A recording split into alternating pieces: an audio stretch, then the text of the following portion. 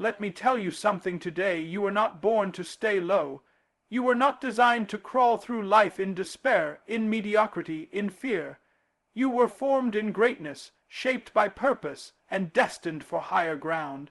But before you can rise, you have to recognize what's holding you down. You cannot change what you refuse to confront, and you cannot confront what you're unaware of. There are too many people praying for transformation without taking the time to understand the terrain of their own soul. Before you can ever talk about success, healing, breakthrough, or elevation, you have to get honest about what's going on inside of you. Because the truth is this: until you become self-aware, you'll keep treating symptoms and never address the source. And the source, most often, is you. We spend so much time managing everything on the outside, managing appearances, jobs, schedules, and even other people's expectations, but we neglect the management of the inner man. Self-awareness is the internal mirror that reflects the truth about who you are, how you function, and why you do what you do. And until you dare to look in that mirror with full transparency, you'll never fully know what needs to be changed. See, you can be gifted and still be lost. You can be successful and still broken.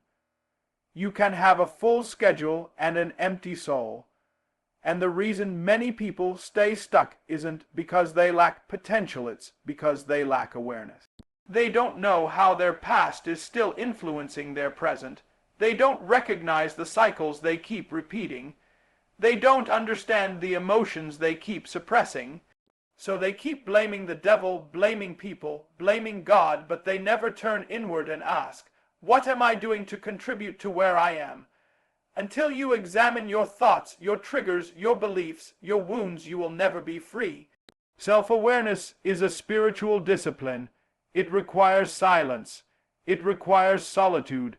It requires honesty. It requires the willingness to pull back the layers, to confront the inconsistencies, and to sit with the truth, even when it's uncomfortable. Because transformation doesn't come through denial, it comes through revelation. Jesus asked the man at the pool of Bethesda, "Do you want to be made whole?"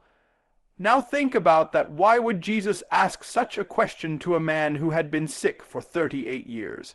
It's because Jesus knew that healing requires participation, and participation requires awareness. That man had to recognize where he was, what he believed, and what he was waiting for. So I ask you today, do you even know what you want?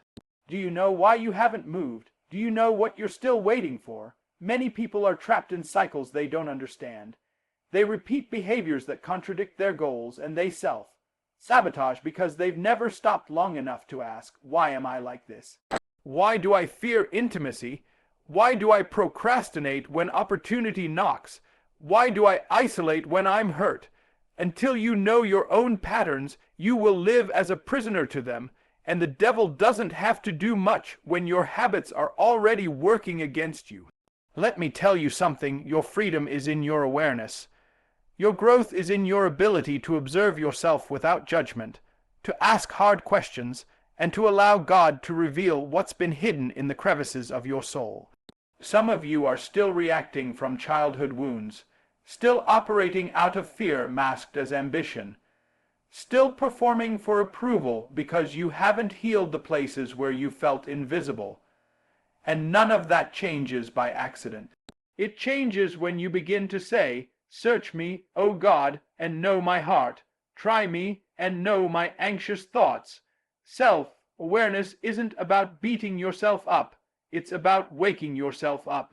It's about saying, I will no longer live unaware of my own dysfunction. I will no longer operate blindly in relationships, in business, in faith. When you become aware, you begin to take responsibility. You stop waiting for someone to rescue you and realize that you've had the keys to your own cage all along. The beautiful thing is that self-awareness leads to self-mastery.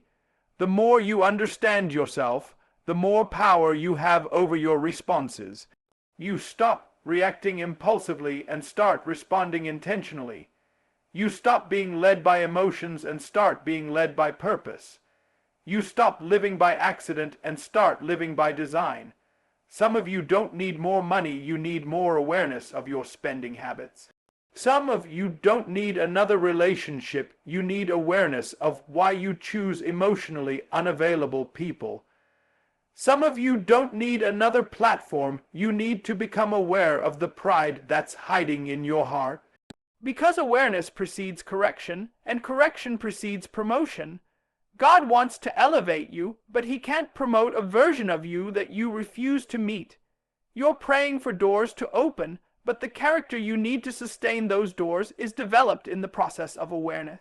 The truth sets you free, but only when you face it. So I challenge you today, be courageous enough to look in the mirror.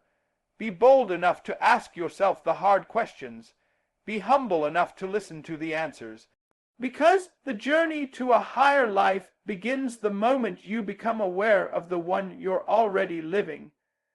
Before you can ever walk in the fullness of who God created you to be, you've got to deal with the invisible prison wrapped around your mind.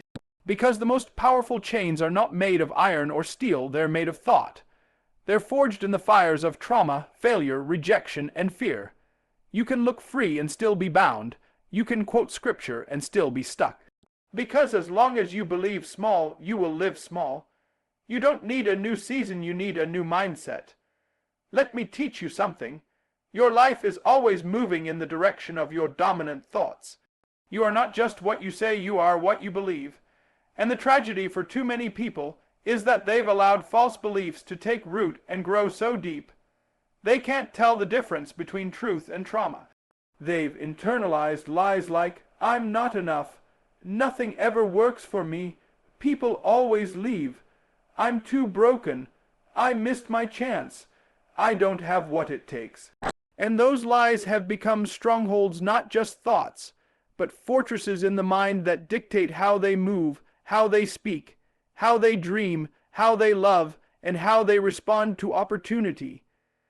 That's why breaking limiting beliefs is not optional, it's essential.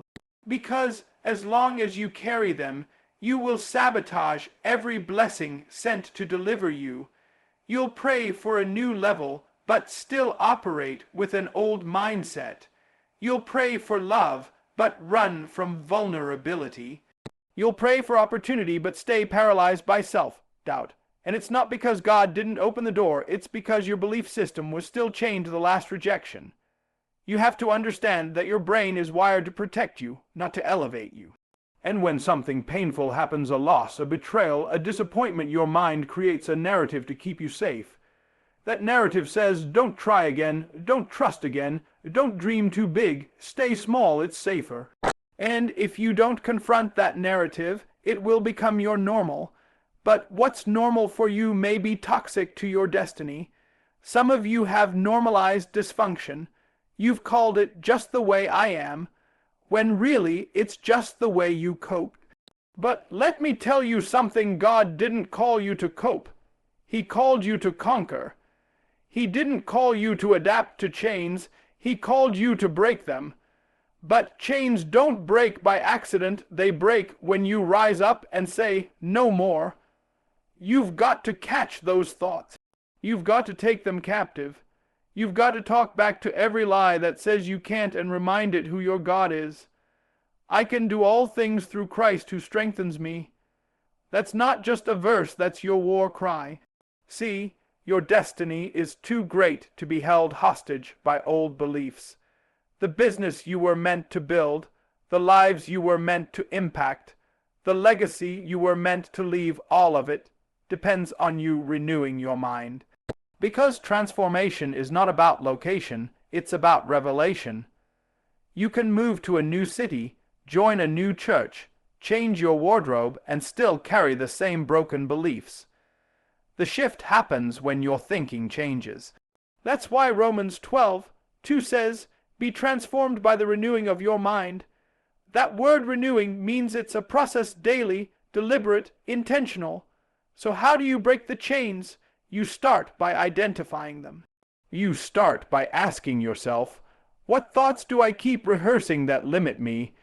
What beliefs have I inherited from my parents, my environment, my past that no longer serve my future? What lies am I still calling truth?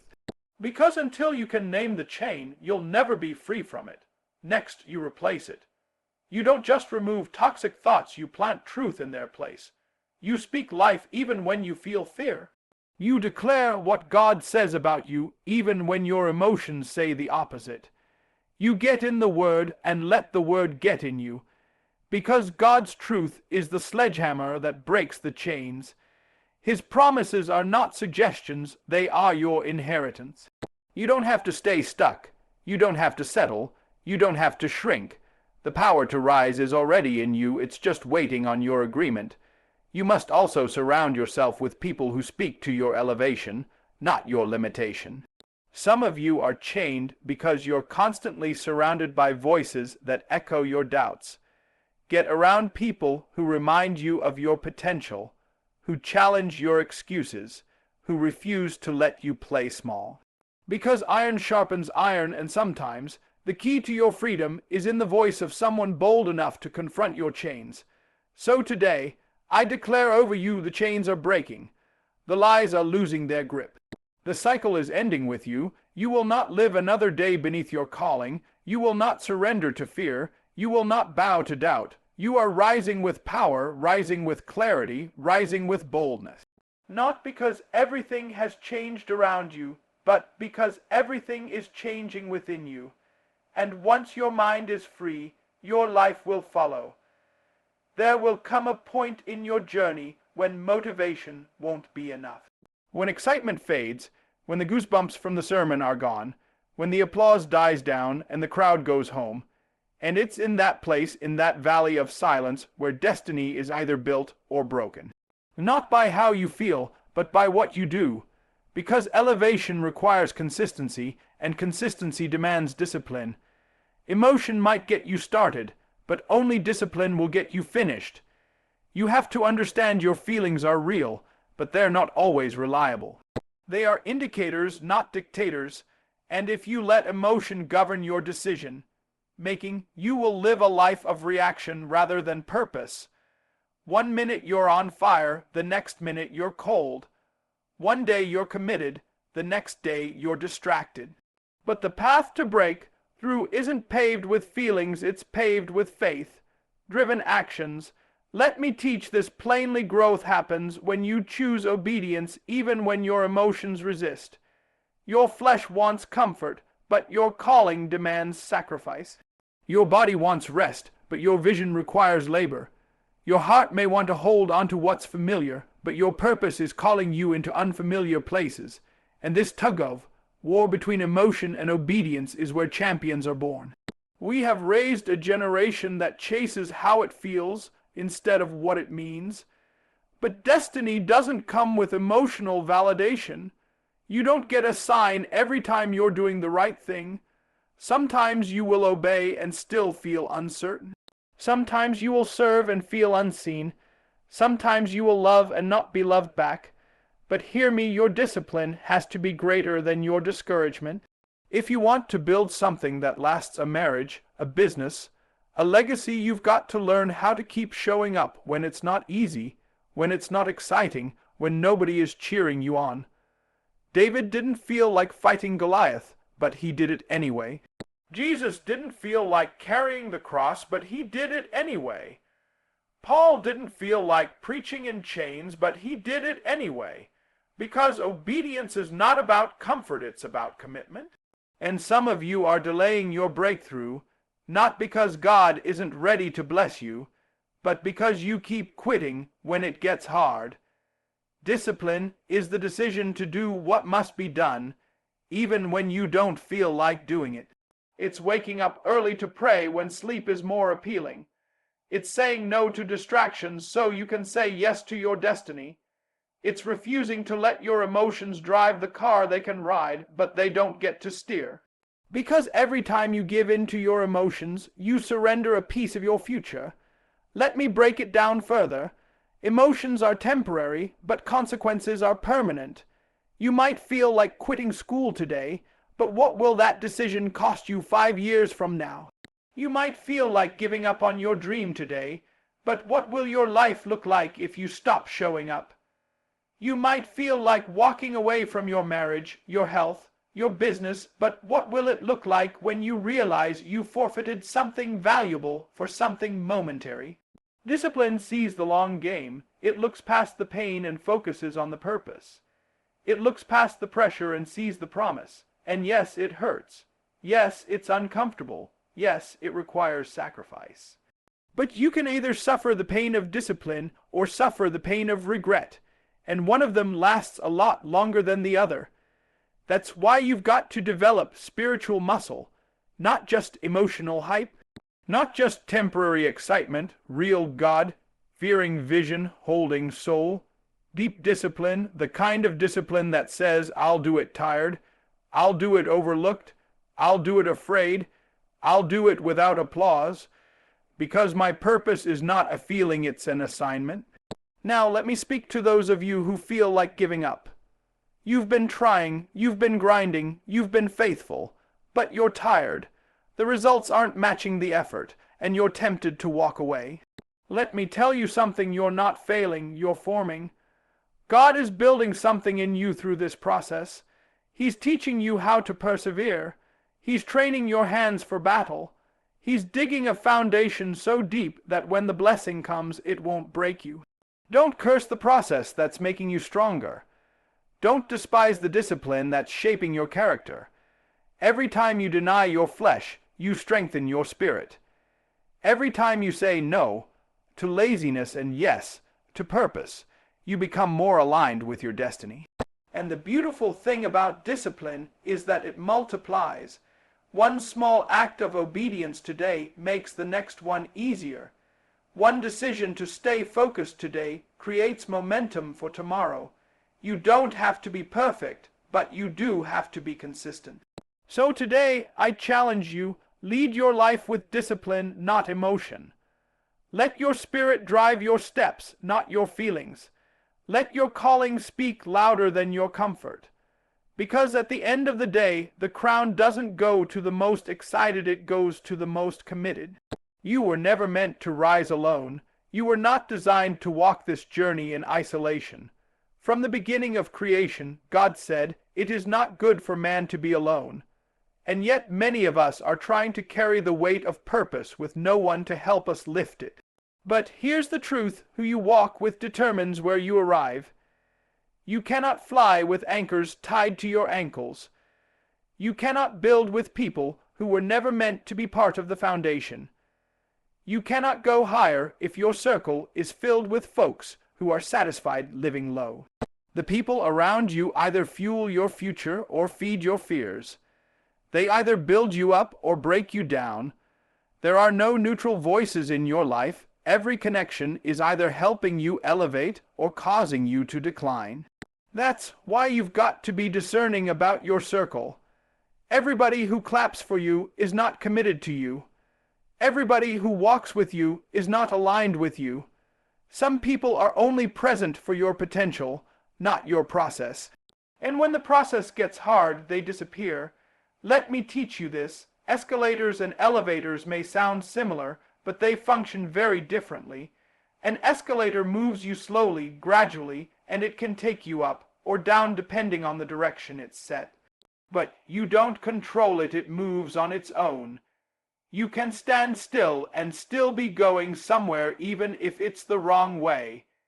Escalators represent the kind of relationships that feel familiar, even comfortable. But if you're not paying attention, they'll take you lower without resistance. Elevators, on the other hand, require intention and design. They don't move until you press a button. They are specific. They are targeted. They are purposeful. An elevator takes you directly to a higher floor, but you've got to choose where you're going. And not everyone is allowed in the elevator with you. There's limited space because elevation is not for everybody. Some of you are frustrated with your lack of progress, but the truth is your environment is fighting your elevation. You keep inviting escalator people into elevator places. You keep pulling people up who don't want to go higher. You keep shrinking your dreams to fit their insecurities. You keep slowing down your progress so they can feel comfortable. And I came to tell you your destiny is too expensive to be compromised by disloyal company. You cannot afford to drag people who are not assigned to your next level. When God is ready to elevate you, He will often isolate you first. Not because He's punishing you, but because He's protecting you. There are some levels that require silence, some growth that happens best away from the crowd, some lessons that can only be learned in the absence of applause. And if you're more loyal to company than to calling, you'll miss the door when it opens. You need people who challenge you, not just comfort you. People who speak truth even when it hurts. People who hold you accountable to your greatness. People who say, I love you too much to let you stay stuck. You need voices in your life that echo God's vision for you, not those that magnify your fear or doubt your capacity. And hear me, you don't need a crowd. You need clarity. Jesus had 12, but only 3 went to the mountain, and only 1 stood at the cross. Stop thinking you need more people. You need the right people. People with faith, people with vision, people with integrity. People who pray for you in private and celebrate you in public. People who don't compete with you but compliment you. That's what an elevator does. It lifts without striving. Sometimes elevation means separation. That's not bitterness, that's wisdom. That's spiritual maturity. That's knowing how to bless people without binding yourself to them. That's understanding that you can love someone and still leave the space where they limit you. Because peace is not always proximity, sometimes peace is distance. I want you to take inventory of your circle. Who feeds your faith? Who pushes you to be better? Who can you be vulnerable with and still be valued? Who corrects you with grace and speaks life over your dry places? And on the other hand, who drains you? Who pulls you into gossip and negativity? Who makes you doubt what God said? Who applauds your dysfunction but never holds you accountable to your purpose? If you don't evaluate your connections will eventually contaminate your convictions. And before long, you'll find yourself stuck not because of the devil, but because of the people you refuse to release. So today, make a decision. Be intentional with your relationships. Walk with the wise, and you'll become wise. Walk with the faithful, and your faith will grow. Walk with the excellent, and excellence will become your norm. Because when your circle reflects your calling, your elevation becomes inevitable. There comes a time in your life when prayer is not enough by itself. You've got to move. You've fasted. You've worshipped. You've waited, but God is saying, now walk. Because faith is not just belief. Faith is movement birthed out of belief. It's not just what you say in church. It's what you do on Monday. It's not just how high you lift your hands. It's how far you step out of the boat when everything in you wants to stay safe on the shore. Faith alone doesn't move mountains. Faith in action does. You see, many people are frustrated with life because they're waiting on God, but God is actually waiting on them. You've got the vision, you've got the word, you've got the confirmation, but you haven't made the move, and you're calling it patience when really, it's procrastination dressed in spiritual clothing. We say we're trusting God while standing still, but trust is not stillness, trust is obedience. The Bible says, faith without works is dead. Dead, lifeless, ineffective. You can shout and declare and decree, but if your hands don't build what your heart believes, your future will stay buried in fantasy. You cannot pray for a harvest where you have not planted a seed. You cannot declare abundance over empty effort. You cannot expect promotion without preparation. Faith, fueled action, is the bridge between your prophecy and your reality. God parted the Red Sea, yes, but only after Moses stretched out his rod. God brought the walls of Jericho down, yes, but only after the people marched. God healed the man with the withered hand, but only after he stretched it out. The miracle always follows the motion. And too often we sit in neutral, waiting for confirmation after confirmation, when God has already given you the instruction. The next dimension is on the other side of your action. Faith is risky. Faith is uncomfortable.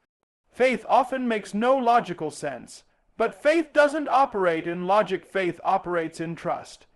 If you can explain it, if you can control it, if you can manage it, it's not faith, because faith demands surrender. Faith demands boldness. Faith demands that you step when your feet don't feel ready, and that's where the breakthrough happens, not when you're certain, but when you're committed.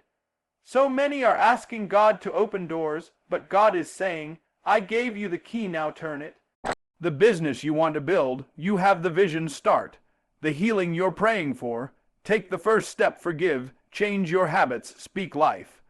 The opportunity you're crying out for, prepare like it's already yours. Because faith doesn't wait until it's easy. Faith gets ready before it sees results. You cannot keep speaking about greatness and operating in fear. You cannot keep posting about purpose and living in delay. You cannot keep reading books, going to conferences, and taking notes while avoiding action.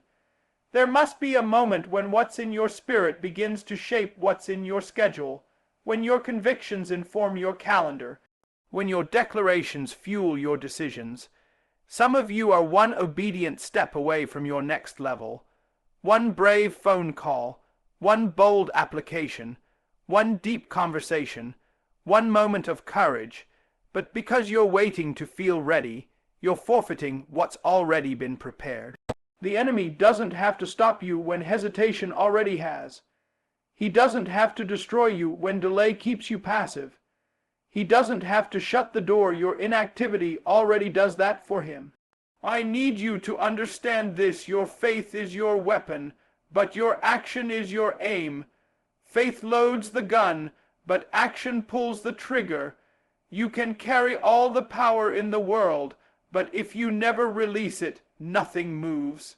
And that's what too many people do. They carry potential that never becomes power because they never align their faith with execution. God honors motion. Heaven responds to movement. When you go, God flows. When you step, he strengthens. When you act, he aligns. That's why the woman with the issue of blood was healed, not because she wished it, but because she pressed through the crowd.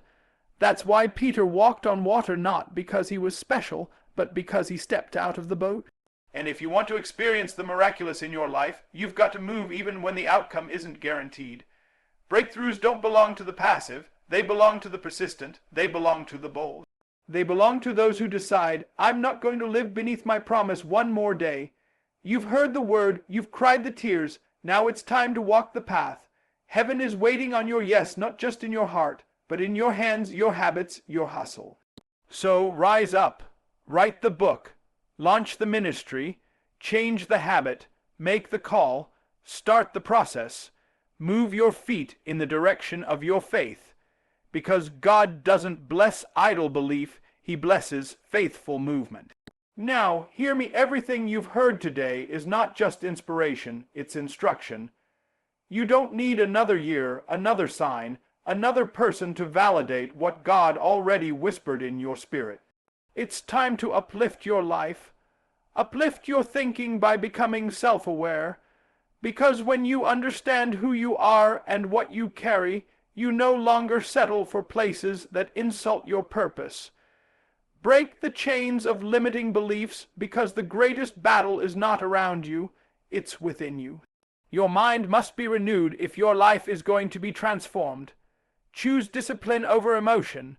Your breakthrough won't be built on feelings. It'll be built on faithfulness.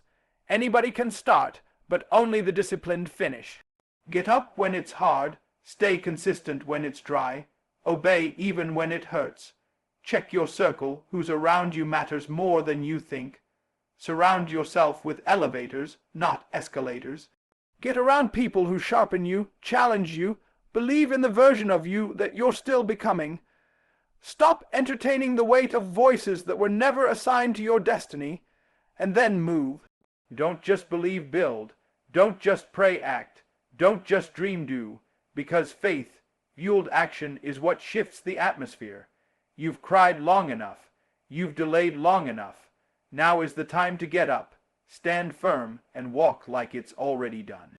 God is calling you higher, but you've got to agree with heaven, not just in your mouth, in your movement, not just in your heart, in your habits, not just in your worship, in your work.